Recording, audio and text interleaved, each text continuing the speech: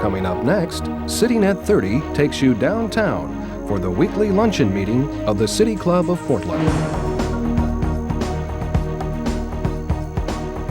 Live weekly coverage of City Club is produced through the facilities of Portland Cable Access.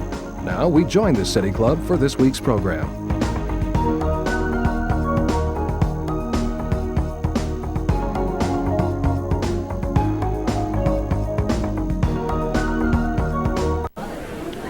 Good afternoon, everybody.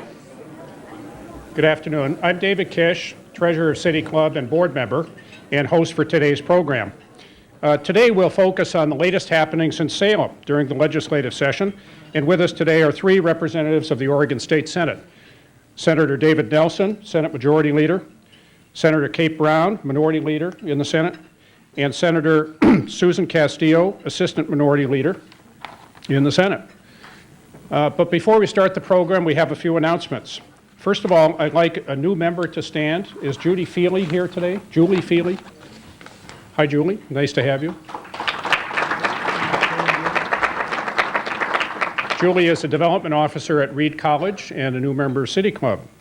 Our membership drive is currently going on, and we have 75 new members. The drive ends the 31st of March. And our goal is 125 members. So we're a little bit more than halfway, but we're a little bit further along in the month than halfway.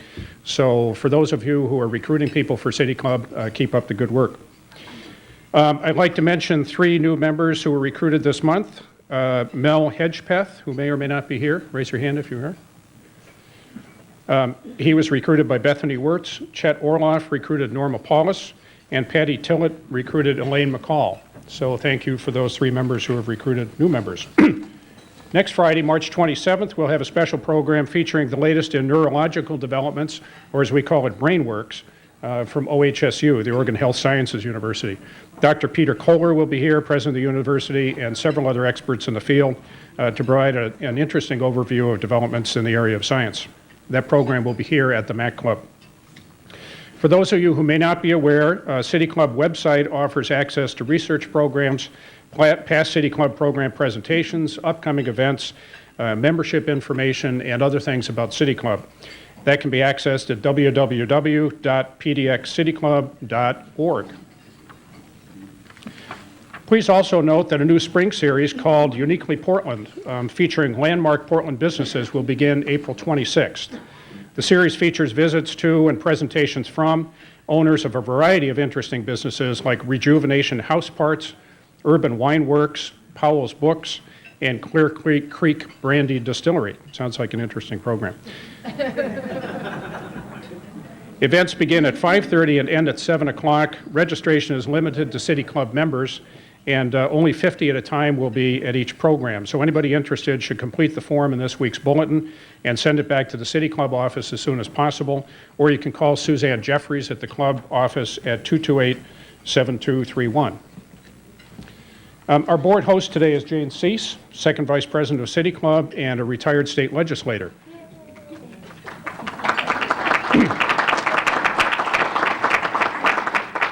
Jane will ask the first question of our speakers. Following Jane's question, we'll open the programs to questions from members of City Club in the audience. Please line up at the microphone, and we'll have a certain amount of time for questions, but please keep your questions fairly brief. Identify yourself as a member of City Club, and please no more than 30 seconds for a question. Broadcast of City Club programs this quarter is sponsored by Wells Fargo Bank, Portland General Electric, and Kaiser Permanente Health System. We appreciate their support of City Club. We're at the midpoint of the legislative session, and we have three of Oregon's legislators here to join us today. There are a number of issues that are before the legislature that you're all familiar with, very important issues like river, water, salmon, energy system deregulation, the future of Oregon's health plan, what the voters' message was on Measure 7 that passed on the ballot last fall, legislative redistricting, and of course the budget. What levels will funding be at for K through 12 education, higher education, healthcare, transportation, and other related things that need to be funded. But as well as those important things in the legislature, there are also measures that would, in part, restrict the flight of model airplanes, allow walleye pike into bass fishing contests, allow a tax deduction for concealed weapons permits.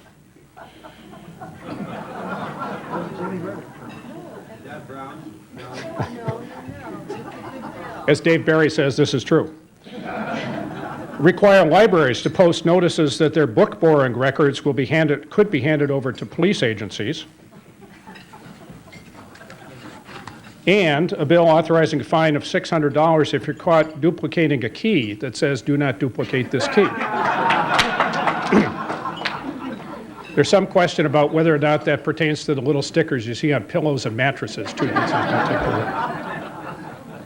So with us to discuss these issues, and I hope more important issues than those, are three members of our Oregon Senate. In alphabetical order, Senator Kate Brown is Minority Leader of the Senate. She served as a state representative from District 13 in Portland from 1991 to 1996 when she was elected to the Senate. Senator Brown is an attorney and specializes in family law and juvenile law.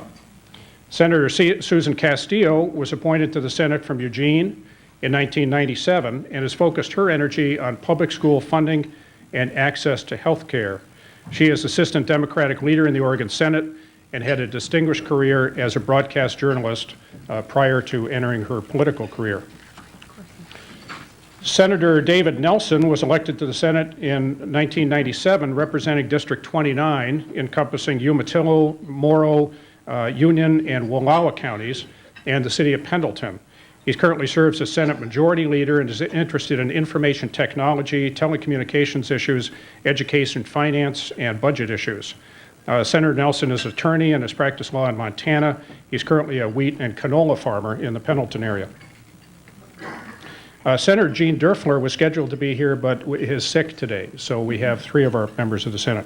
Senator Nelson will speak first, followed by Senator Brown and Senator Castillo. Each member will have 10 minutes or so to talk, and then we'll entertain questions and answers from the floor. Senator Nelson.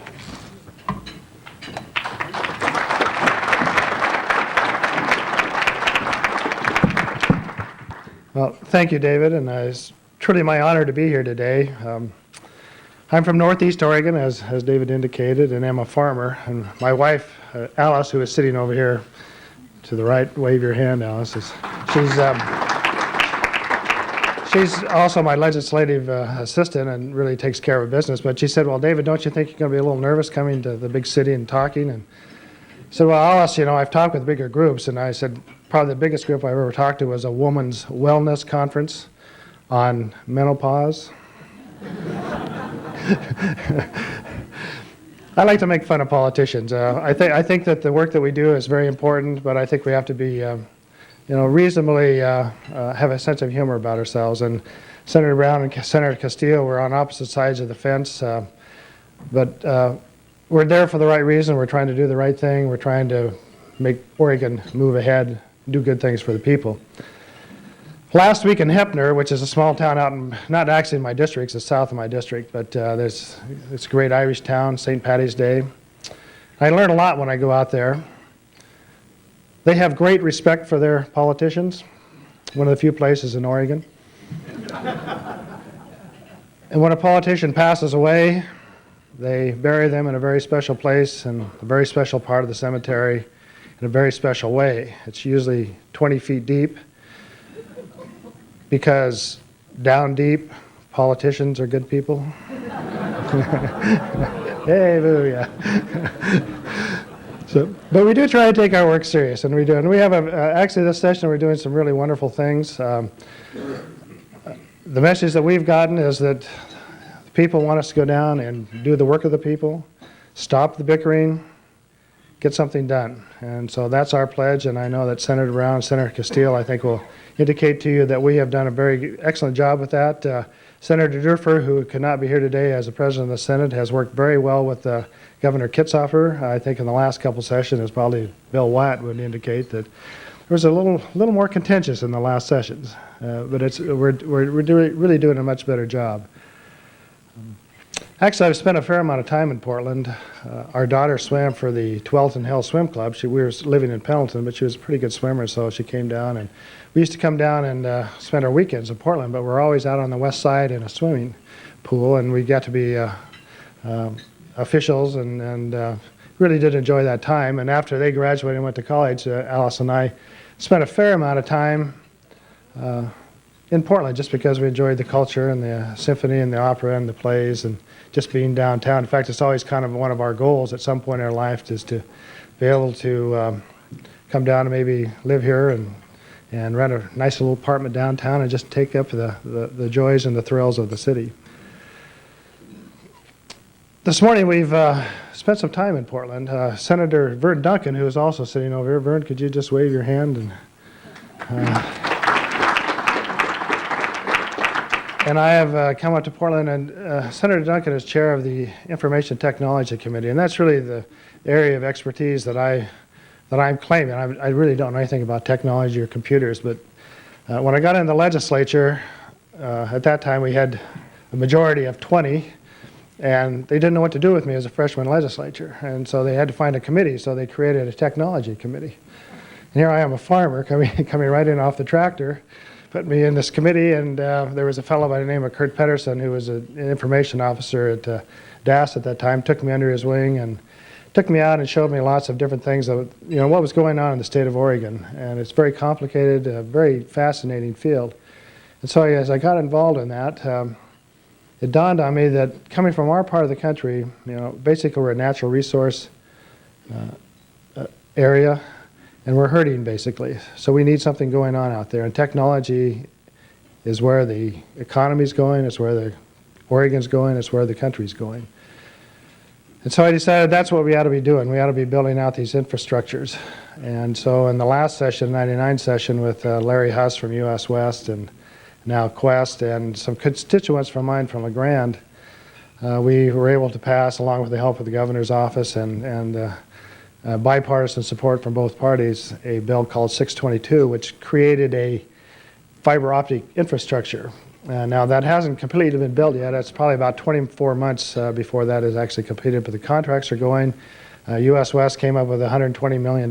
50 of it went to education to make sure that every school building in the state of Oregon was wired with the T1 line, and the rest of it, 70 million, is economic development. The meetings we had this morning were with various people, the entrepreneurial people, Don Kramer, I probably know his name, Ram Tinkun from Standard Insurance, who had a bunch of people together talking about where we're going as a state, what we're trying to do. And it's important, I think, that we build this out. Portland has growth problems. We have no growth problems out where we are. We need people coming out. And in fact, as a result of Senate Bill 622, the Oregon Dental Service, which had a floor in one of the buildings in downtown Portland, moved the entire floor, a call center, out to LeGrand, Oregon. And the reason is because of workforce quality, because Portland was at about 4% unemployment at that time. And so what Oregon Dental Service was doing was hiring people, training them, and within 60 or 90 days, those people were gone. So when they got out to our part of the country, we had about 8 or 9 or 10% employment, whatever it was. And so our people were hungry for jobs, and 50 jobs in LeGrand, Oregon is pretty significant. 50 jobs in Portland is a little bit different. But it was very important to us, and those are the things we're trying to do. So we're working in this session to continue that.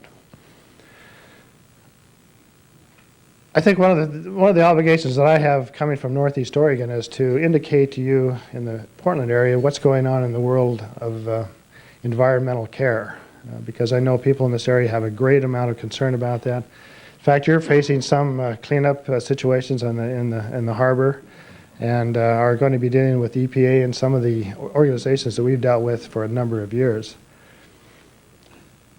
And I want to tell you that the farmers and ranchers that I'm acquainted with, and since I am one, that I think I can speak fairly honestly here, is that we have gotten the message, and in the last 10 years have done a significant amount of work in the rural part of the area to clean up the environment and to take care of our livelihood. I have a good friend by the name of Kent Madison, who is a farmer out in the Echo area, and he always calls himself an active environmentalist as opposed to an environmental activist. And there's a little jab there, as you could probably well understand, because he feels he's on the land and he's taking care of the land, and he defines an environmental activist as the person who files a lawsuit. So you can see there's a little bit of urban-rural dichotomy that's going on in this thing. But one of the counties I represent is Wallowa County. In 1992, the county, along with the Nez Perce Indian tribe, along with environmental groups, along with farmers and ranchers, local agencies, both state and federal, got together and created a plan called the Wallowa County Nez Perce Conservation Plan. It's an excellent plan. It's been in use for about 10 years now. They do an excellent job. They've got another group out there called Wallowa Resources that's doing the very same thing. They're connected with a group here in Portland.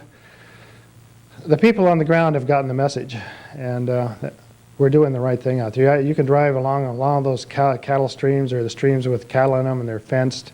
And there's some folks that are maybe not doing the right job, but most of the farmers and ranchers are doing. There's a younger group of people that are now getting into the farming business. I have a son that's 33 years old. He's out on the tractor right now today, I hope. If he isn't, I'll be there tomorrow. and he's starting to use alternative crops. We built terraces on our ground. Very little water leaves our farm. The irrigators on the western part of our county are using technology, infrared systems, global positioning.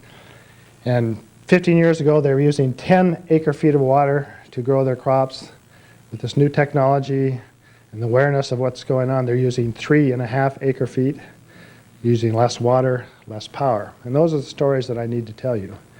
Because we have got the message, and I sometimes feel that maybe the folks in the city don't understand that we really do have the message out there. We are trying to take care of the land, and we intend to continue to do that.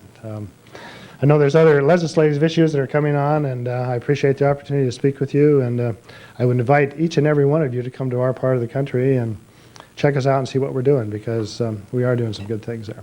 Thank you.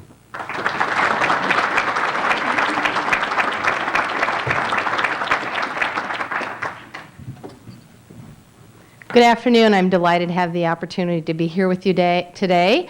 I wish we could all be out playing in the sunshine, but I'm sure some of you will take advantage of that opportunity when you're done here. So thanks very much. Democrats began this session by pledging and challenging our counterparts in the Republican Party to make the 2001 legislative session an honest and open one. I'm going to reiterate that stance today. I'm committed as Senate Democratic leader, and I know my Democratic colleagues would agree, to making sure this session is first and foremost about being honest with Oregonians about our priorities and upfront about our resources, or our lack thereof, as the May revenue forecast shows us to be. We're at a critical time in the state, and it doesn't do anybody good, least of all the people of the state, to be less than realistic in terms of our budget and our budget priorities.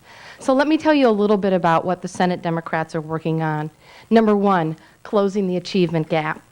There are too many low-income and minority kids in Oregon who are not performing at the same level as their peers. This academic gap is outrageous, and it's absolutely unacceptable. And it speaks to a future crisis in our ability to supply a skilled and diverse workforce necessary to fuel the businesses in this state. Consider this. According to the Education Trust, and this is a national statistic, African American and Latino 17-year-olds read and do math at the same level as white 13-year-olds. It's a national statistic. In SAT scores, Oregon blacks and Latinos are performing lower than Asians and whites. Not enough of our low-income and minority kids are finishing high school, let alone going on to college and graduating. And we're seeing too many students having to take remedial classes once they get to college. So what do we need to do?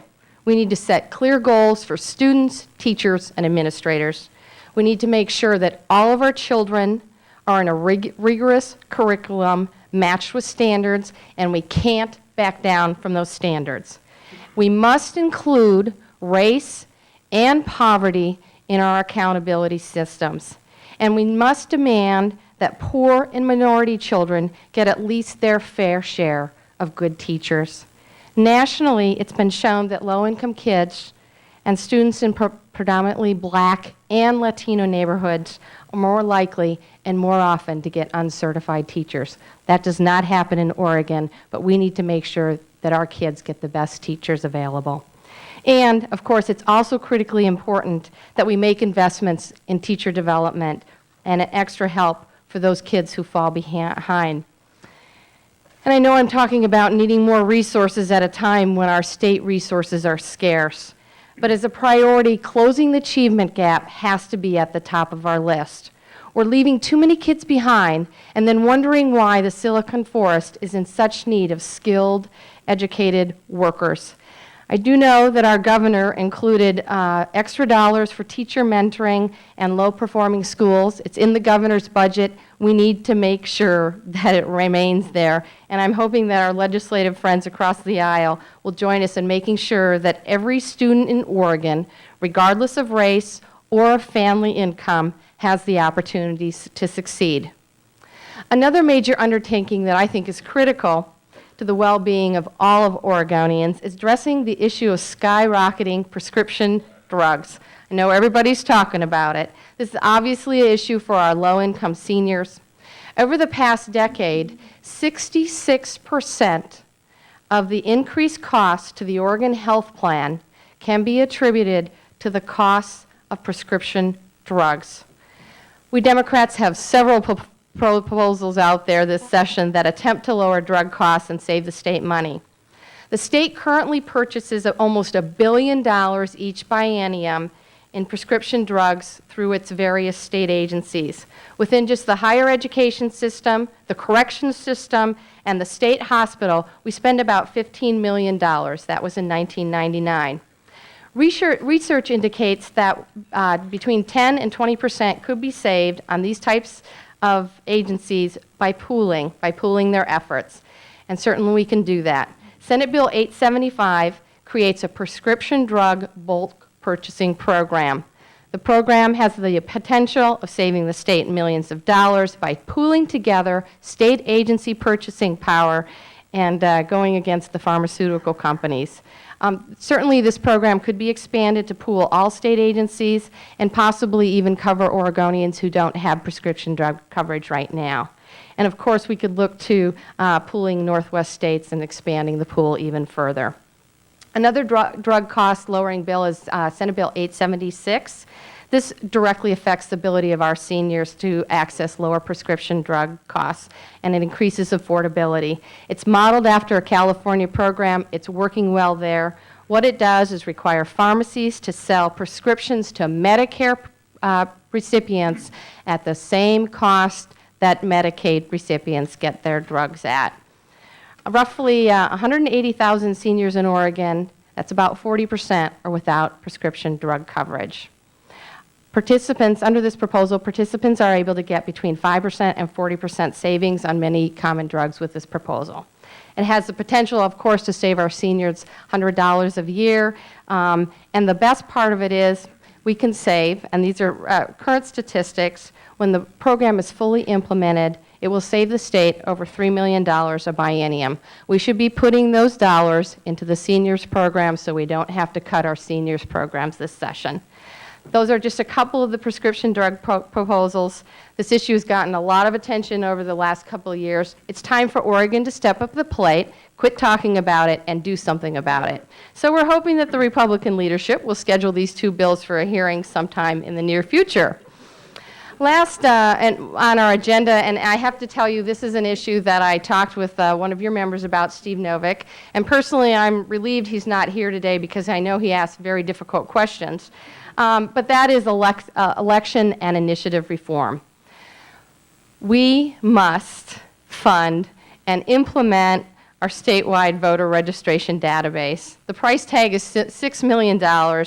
We've put this off for 2 sessions now, but frankly, the integrity of our election system is at stake. We absolutely have to do that.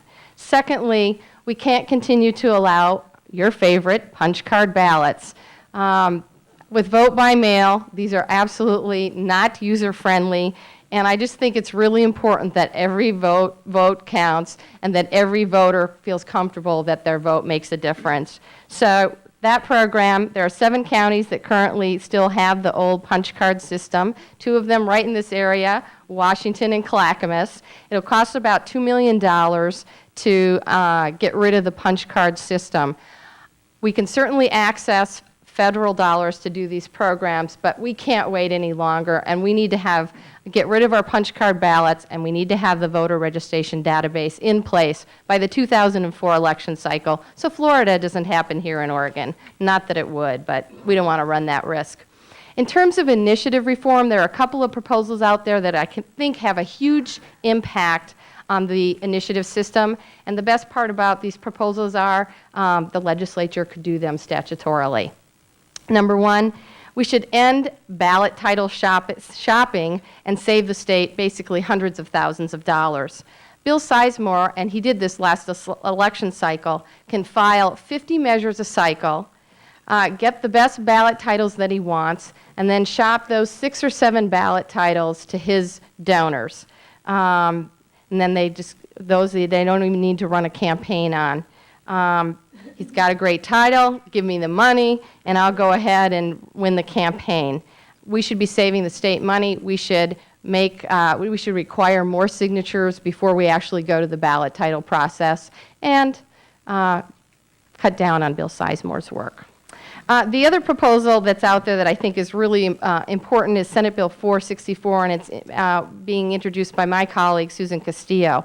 And it would require ballot measures that reduce revenue or mandate spending must state in the ballot title itself that the measure would reduce funding for the 3 services that it most greatly impacts. So, for example, ballot measure 88, which was just on the ballot, the most likely sources that would be impacted by that particular measure were education, K through 12 education, prison system, correction system, and health care for seniors. So we would want voters to know what exactly that ballot measure, that particular initiative would impact while they're voting on it. In closing, this session has been dubbed the Kumbaya session, and I think it's fair to say that Kumbaya still continues. However, I have to say this. Kumbaya doesn't mean that we don't stand up for the things that we believe in. And I'm going to quote the last person you would expect me to quote, and that is Clarence Thomas. And he said, "We must not allow our desire to be decent and well-mannered people to overwhelm the substance of our principles or our determination to fight for their success." So, we can get along where we're still fighting ardently for our constituents, my constituents, and we certainly are fighting for the things that we believe in. But at the end of the day, and at the end of the session, I'm hoping we can walk away respecting each other for who we are and for the individual principles that we stand for and the constituencies we were elected to represent. Thank you very much.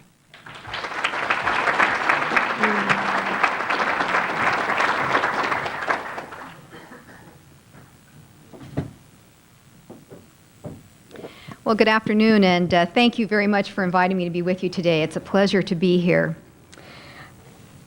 We are fortunate this session to have a record number of women serving in the Oregon House and the Oregon Senate and on both sides of the aisle.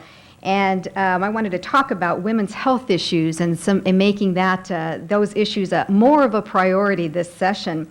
It's especially significant because after 4 sessions of stymied bills on things like student child care, insurance coverage for contraceptives, and more access to prenatal care, we're hopeful that this broad coalition of support that we now have will mean that these bills not only have a chance of being heard, but have a shot at moving forward and ultimately passed. So we'll see what happens this session.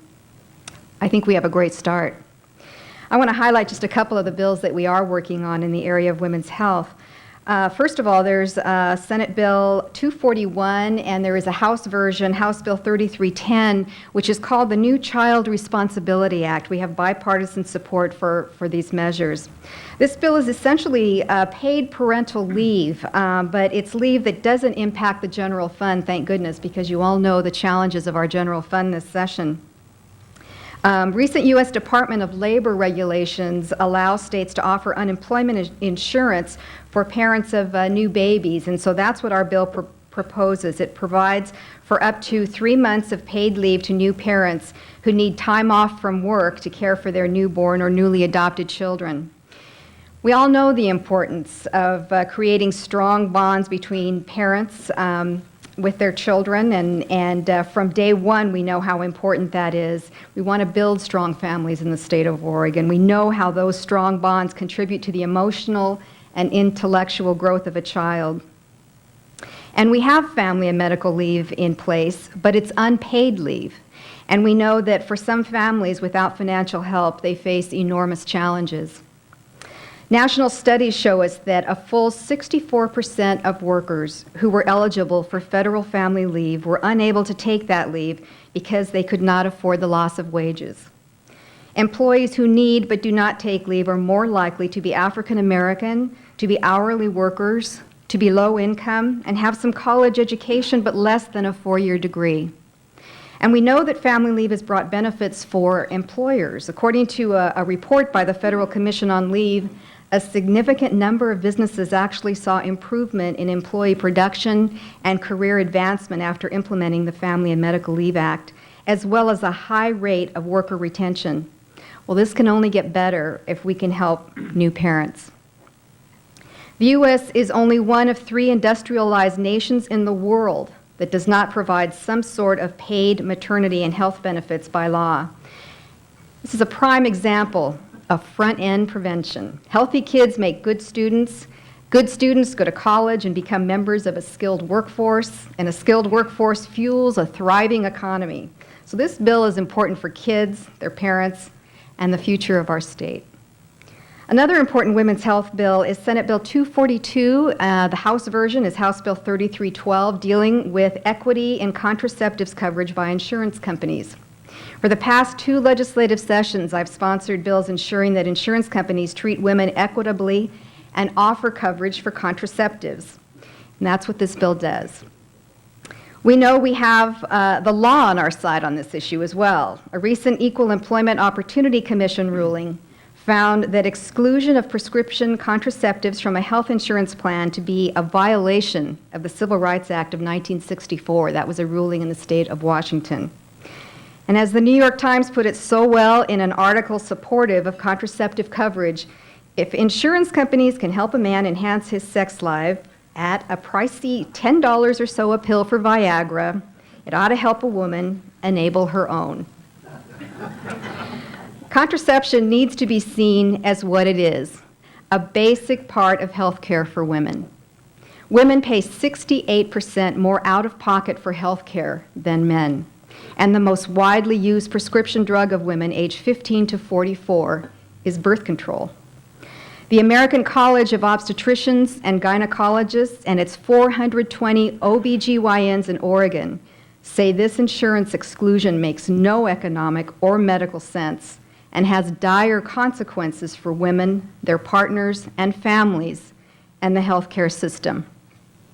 When it comes down to it, a healthy community starts with the planned pregnancy of couples who are ready to take on the mantle of responsible parenthood. Planned pregnancies mean women are more likely to seek early and adequate prenatal care, resulting in healthier births and potentially fewer abortions. In fact, the National Commission to Prevent Infant Mortality estimates that 10% of infant deaths could be prevented if all pregnancies were planned. So I'm not asking for special benefits for women. I'm simply asking for parity. We must make sure women get the assistance they need to create the healthy families we all want. Ultimately, the legislative agenda of the Oregon Women's Health and Wellness Alliance benefits Oregon as a whole. These bills are not just about women. They affect all of our lives. Kate was one of the early founders of the Oregon Women's Health and Wellness Alliance, which brings together legislators and nonprofit organizations and state agencies together to look at bills to be introduced for the legislature, putting together legislation that addresses the health and safety of women in our state. And those are a couple pieces of our legislation for this session. Well, so far, I'm going to jump to another topic other than women's health. I wanted to talk a little bit about transportation. I thought somebody needs to be talking about transportation in our state. We certainly aren't talking about it very much this legislative session. So far, there is no current legislative effort to resolve the highway funding problem. And with the gas tax having been soundly rejected by the voters, we can't afford to, but we still can't afford to neglect this issue. But I think that legislators are feeling a little bit shy about putting forth any kind of gas tax increase after the sound defeat of the last election on that issue. But we know that a solid infrastructure is key to a thriving state, and that transportation is not just about good roads and less traffic. It's about improving commerce, being conscious of the environment, and instituting a well-thought-out, long-term plan for growth. 1.7 million more people are predicted to move to the Willamette Valley by the year 2050. That's 1.7 million more people. And you think congestion is a problem today. Well, this is about more than doubling the amount of time it will take you to get to a Ducks game. This is about economics and commerce. If we continue our current policies, average auto speeds are projected to decrease by 80% from our current 40 miles per hour during peak times to 8 to 10 miles per hour by the year 2050. That means average freight truck travel time, the time it takes to get products from plants to shipping points and airports, will at least double. And how well are we taking care of what we currently have, maintaining our current investment? We know that highway pavement preservation decreases wear and tear on vehicles and increases safety during bad weather, allowing drivers to turn and stop quickly when they need to. And the cost of pavement preservation is lower than the cost of pavement replacement. But in 1993, 83% of the pavement on Oregon state highways was rated about fair or better. By 2000, that percentage had decreased to 78% of rating of fair or better. If the current rates of deterioration continue, pavement in fair or better condition on our state highways will be below 70% by 2010, with more people driving more miles. And this is not an issue that we can just build our way out of. In every city I'm aware of, when new highway capacity has been built in our state, it fills up quickly and has only a temporary impact on traffic congestion. And where would we build? Say here in Portland, think about coming over the hill from Washington County on I-5 or the Sunset. Where would you put even 2 more lanes, let alone 4 more lanes? So what can we do? Well, we can develop a balanced land use and transportation system. And while there is no silver bullet to solve our transportation issues, a balanced system is less expensive than an auto-dominant system and provides better transportation services and alternatives to residents, households, and businesses. A balanced system includes inner-city rail, like the Amtrak system that we have and that we have funded the last session and hopefully will continue to fund. We recently added a 3rd train between Portland and Eugene, and that has seen a significant increase in ridership from the day it started last October. The state needs to continue its funding for high-speed inner-city rail. We also need to look at new ways to fund streets, roads, and highways. The gas tax does not fit in with our efforts to develop fuel-efficient cars. And as you all know, Portland is actually ahead of the curve on a lot of transportation issues, leading the way in terms of innovative, creative ways to tackle congestion problems. Your downtown streetcar line connects 7,000 new housing units in the Pearl District with existing housing and businesses in Northwest Portland, with office and retail space downtown, and with PSU. This is all being done without gas tax money. And people from across the country, as you all know, are watching what Portland is doing. Portland is a leader. Our beautiful city and our beautiful state is getting lots of attention for the innovative ways that you are addressing the traffic challenges that we face today. So thanks for setting an example for the rest of us. We all need to be laying the foundation now for a responsible and sturdy infrastructure that will take Oregon and its citizens where they need to go in the future. We need new approaches, and I'm hoping that this legislative session we will step up to the plate and hit a few home runs by creating some pilot projects that offer new ways of paying for our transportation system and managing how we move people and commerce throughout our state. And I can't end talking about transportation without mentioning our governor. Governor John Kitzhaber has been so innovative in proposals that he has made over the last several years while he's been governor on trying to address our transportation needs. And it's been really interesting to watch how reactions to his proposals are changing, because I can remember in the '97 session when he wanted to propose some new ways of paying for our transportation system, and the leadership just laughed and said, "No way, those sound like crazy ideas." Well, now people are taking a very serious look at those proposals. We have the Cascade Policy Institute now grabbing onto them and saying they're good ideas. We have some people over on the House side now looking at them and saying, maybe we ought to explore those and try some pilots. So thank you, Governor, for being way out there before everybody else was ready for you, but you were out there in front proposing some of these ideas very early on. And now some people are finally getting with it, and hopefully we will implement some of these pilots. Thank you.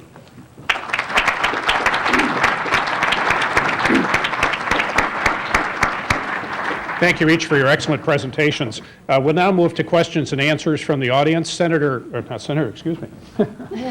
Cease will have the first question from the podium. If you want to ask a question, please move to the microphone and keep your questions short, because we have a lot of people here today. Thank you, David. I can't help but comment as a former senator that we really appreciate these people taking time from their busy schedule. When you're in the legislative session, the pressure makes you feel like by the time you got from the morning to the afternoon, you've already been there for a day, and by the time you get to the end of the day, you feel like you've been there 2 days, and by the time you get to Wednesday, you think it's Friday because you've done a whole week's worth of work. So we appreciate your being here. And now that I've been nice, let me ask you a question. Is the climate of this session conducive, and would each of you support, and if you wouldn't, why not, finding some add-ons for funding for K through 12 or higher ed or frail elderly or the health plan from any place that you can possibly find some? You first. The session has gone very well, and we are working well together. As you know from the last budget forecast, the forecast is down. But we are still spending $12 billion in the biennium. From my viewpoint, the issue is how we budget. There's money there, it's just the will that we have to do to fund the things that we need to budget. As far as more monies for K through 12 at $5.2 billion, I think we have to wait till the May forecast comes out. We have senior issues that are very important to, I think, everybody, to both parties. We have initiative-led things that we have to take care of, the prison systems.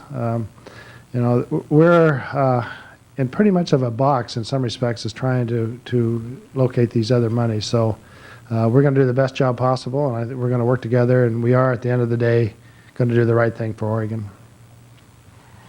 Just to give a little different perspective, I'm certainly supporting Governor Kitzhaber's rebalanced budget, which through some convoluted proposals involves paying off the federal retirees and during the 99-01 biennium and freeing up some dollars. What the governor did in terms of his rebalance is put $45 million into higher education, more money into seniors programs, and more monies into Oregon State Police. I think we need to go with the governor on his rebalance. I'll just add that while $5.2 billion sounds like a lot of money, and it is for our K through 12 budget, I think we all need to remember that even under that level of funding, districts all across our state are going to be cutting their budgets and laying off teachers and cutting programs, and children will still be in large class size classrooms, and we won't have enough counselors. I mean, it sounds like a lot of money, but over the course of the implementation of Measure 5 and how we've been changing how we fund schools, you all know that all of our districts have been going through a very painful time throughout the 90s. That pain continues, and in this very, very difficult budget that we have, I think that the leaders from the Coalition for School Funding Now and other people who have been proponents and advocates for the K-12 budget are feeling like, whoa, at least we got the $5.2 billion. But the reality is, it's still going to leave schools with some very, very difficult challenges.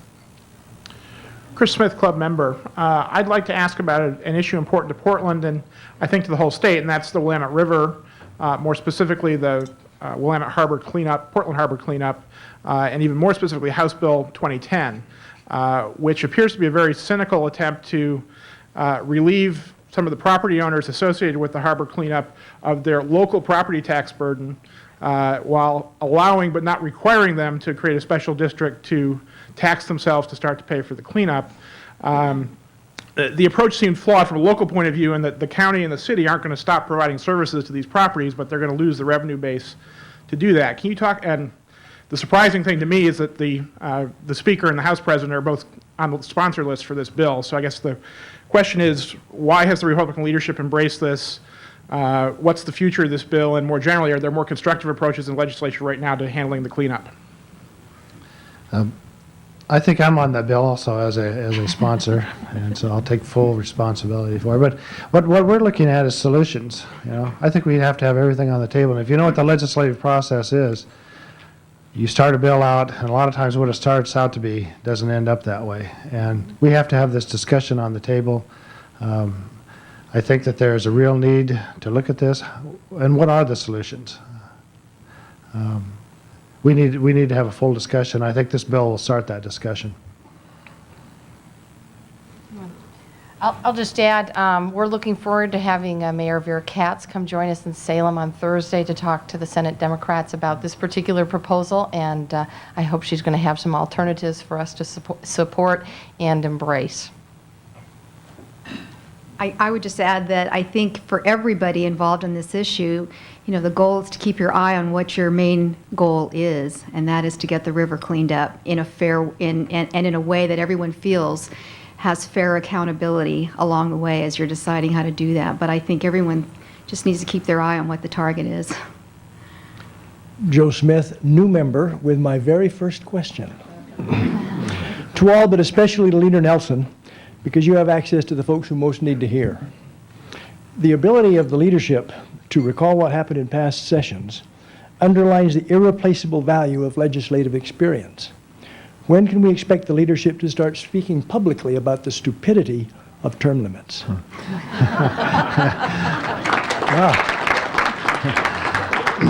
This week, I think you will see a bill coming out of the Senate that will be a modification of the term limits to 12 years.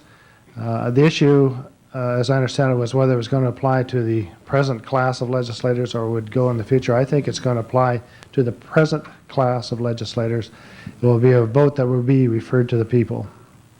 Joe, I'll just be real upfront about my position on this particular bill. I'm on the Rules and Elections Committee. The bill, I anticipate, will provide for an election in May or November of this year. I think we probably missed the May deadline. And given the low voter turnout in that particular election, and given folks' feelings about term limits, it's going to go down. I do support term limit modifications within the 12-year period, but I do think it's really important for the measure to come from the League of Women Voters and the Oregon business community, because if it doesn't, it's going to fail. You were asking for leadership to speak out on this, and I am opposed to term limits. I think that it's undemocratic. I think it takes the vote away from people. I can't even imagine in what other areas or professions or businesses where somebody's been doing something for a long time. You know, we usually say, wow, you really have developed a skill, and now you have a wide body of knowledge about what you're doing in your field of work. But somehow that doesn't apply to people who are doing public policy, and it just doesn't make any sense.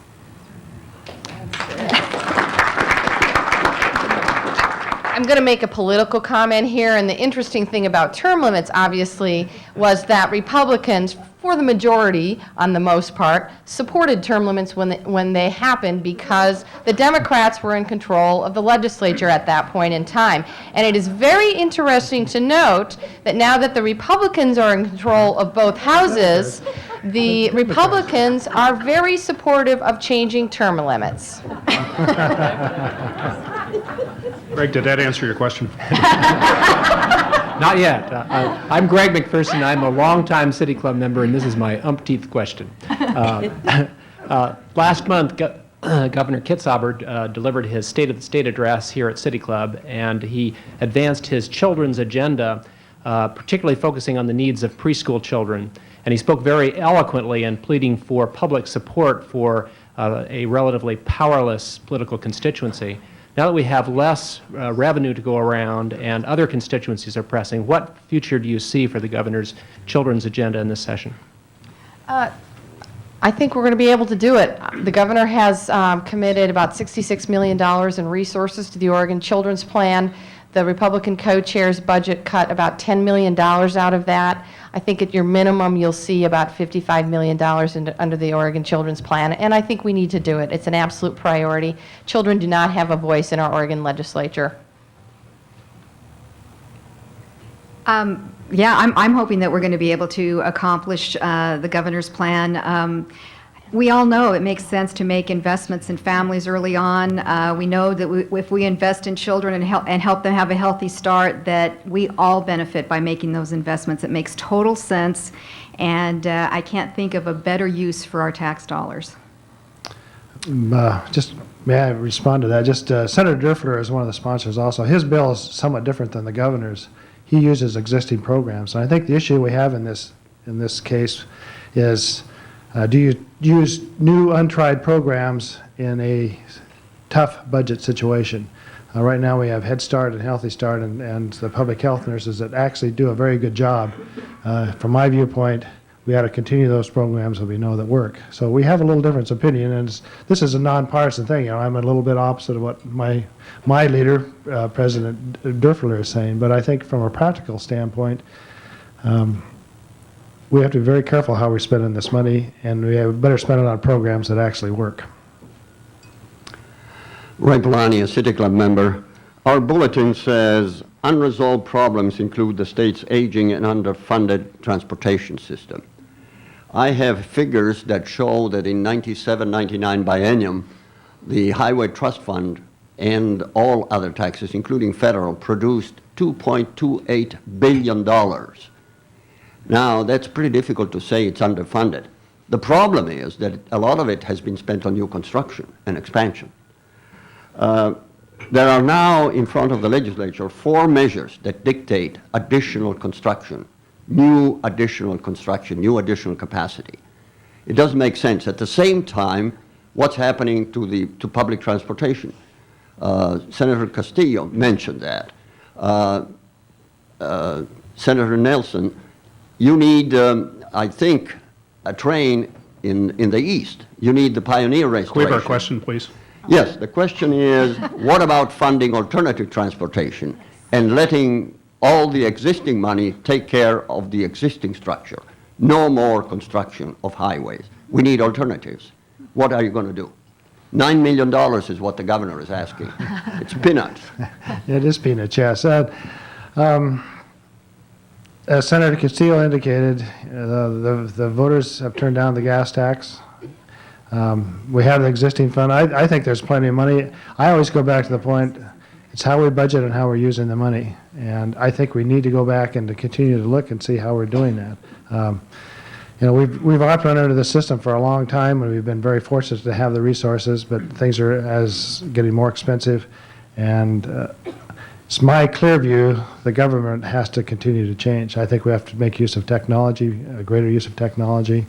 We have to look at the world differently, whether it's in highway transportation or education or healthcare. I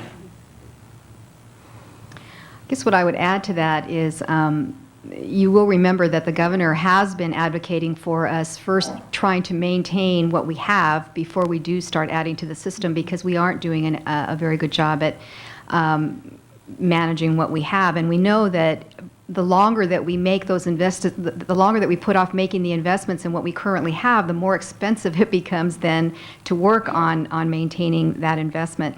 I think that we do have a number of people in the legislature this session who are talking about doing some innovative new approaches to transportation. The chair of the House Transportation Committee is wanting to launch some pilots this session, and so I know he's networking with some other folks in the legislature. So we'll see if some new ideas emerge and get us thinking about these issues differently, and we can float them out, see how they work with the public, and then come back in the following legislature and see what we learned from them. But it is time, especially as we are starting this new century, how we've been funding transportation does not fit with where we need to go, and so we do need some new approaches, and I'm glad to see that we do have people who are more open this session to looking at doing that. On a specific note, Washington County is asking for $35 million in lottery bonding to pay for their commuter rail. I'm very supportive. I think we need to do it this legislative session, and I'm hoping that the Republican leadership will go along with that proposal. I'm Bob Shoemaker, member. I've had a long-time interest in the Oregon Health Plan, as many of you know, and I'm concerned about its future. I know that ever since we started it back in the late 80s, we've had difficulty with the federal government giving us the necessary waivers to really put it into effect as we conceived it. I now see in the Oregon Health Forum that Representative Cruz is essentially proposing to turn the whole thing over to the insurance companies, which gives me pause. And I'm interested whether any or all of you have some observations about where the health plan might be headed this session. Well, if I could comment on that, in September of this year, the governor was in Eugene, basically indicating that the health plan was dying. I think he appeared before the City Club in December and said, how are we going to resuscitate the Oregon Health Plan? I'm not hearing those words anymore, but I don't think the condition of the health plan has improved any. I think it's a program worthwhile saving, but we have to look at it in an entirely different way. I mean, we should be looking at things like co-pays, having people invest in their own health. It's a very complicated problem. We're going to be taking more money into putting it into healthcare than we do into education. We're going to have this competition, which I think is not a very good situation. Again, I go back to the way we're budgeting, the way we're looking at government, the way we're looking at technology. I mean, I think we have to change, and that's what we'll be working for. Bob, what's been interesting this session is I haven't seen the attacks on the Oregon Health Plan that happened last session, but I do also think that we need to work on some of the issues that the Oregon Health Plan faces. I talked about the issue of rising rising cost of prescription drugs. That's a huge issue in terms of the Oregon Health Plan. I think that we need to take a look at all the proposals out there that would have an impact on the Oregon Health Plan costs in terms of prescription drugs and get serious about those. Any comments, Susan? Well, I think that, when I go out and talk with people in the Eugene area about the Oregon Health Plan, and especially the doctors who are trying to stay in the program and deliver the services. In fact, when I go back to Eugene tonight, I'm meeting with the head of LIPA, which is the organization that delivers care to the people on the Oregon Health Plan in the Lane County area. They're trying to make it work as much as they can, but it is very, very challenging to the providers in how the current system works. And so I know there's challenges from all sides, everybody who's involved in making that whole plan work, and people see the value in it. They see the enormous difference that it's making in the lives of hundreds of thousands of people in our state, and want to keep it going because they realize the value. But it is a struggle for everybody, and I know the governor, has been working with all of the parties, trying to hold people together because it is so important to so many people, and hopefully, we will be finding some solutions that work better for all of us, so that we can keep it going. Thank you. We have time for about one more question while we're live on the air, but I think we could stay another 5 minutes or so to take care of the questions that are still looming here. I'm Dr. Jürgen Horneman, and I'm on the Health Issues Committee of the City Club. And I also, by the Oregon Health Forum newsletter, And in the latest edition, which is on page 10, it lists 8 of the leaders in the Capitol. It lists Speaker Mark Simmons, Representative Westland, Senator Kate Brown, John Minnis, Senator Bill Fisher, House Leader Dan Gardner, Representative Jeff Cruz, Majority Leader Karen Minnis. And they all have 2 things in common.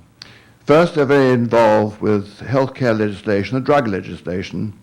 And the second thing is, they've all taken large sums of money from the drug companies. My question is really addressed to Senator Castillo.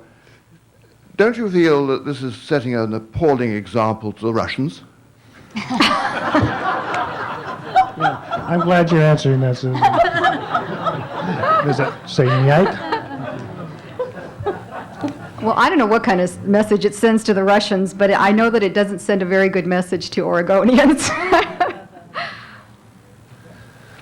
I'm Paul Milius. I'm a club member. If I keep asking these questions, I'm sure I'm going to be known as the Ray Polani of drug policy. But this question does cover 3 of the major themes that you folks touched on: agriculture, drugs, and health. And if you'll forgive me for talking about House measures, but Joanne Bowman introduced House Bill 3919, which would broaden the types of medical practitioners who could recommend marijuana to their patients, would broaden the conditions to any serious illness that that could be recommended for, and so on. And Jeff Croft has introduced a bill which would have the state police set up a marijuana growing facility to provide marijuana for medical purposes. I have some questions about that. We know they can tear it out. I'm not so sure they'd be very good at growing it. My first question is, what's going on in the Senate involved with medical marijuana? And the second one is, if we're going to go to some state-regulated system, why don't we just plug into the state liquor stores and license some of the current marijuana producers, who I think are producing a pretty fine product, second question, and license them rather than setting up yet one more state bureaucracy to do it? Just a quick answer. The Senate is much more dignified, and I don't think we'll hear those bills. On a serious note, I do believe that the proponents of the medical marijuana measure worked with the Senate Judiciary Chair Neil Bryant to introduce interim legislation to make technical fixes to the Medical Marijuana Act. But my conversations with them, they obviously needed to work with the opponents of the ballot measure to begin with in order to make any changes, and I don't know whether those conversations have occurred. But Senator John Minnis is chair of Senate Judiciary, a Portland police officer. My guess is that unless the opponents support any changes to the Medical Marijuana Act, it's not going to happen this session.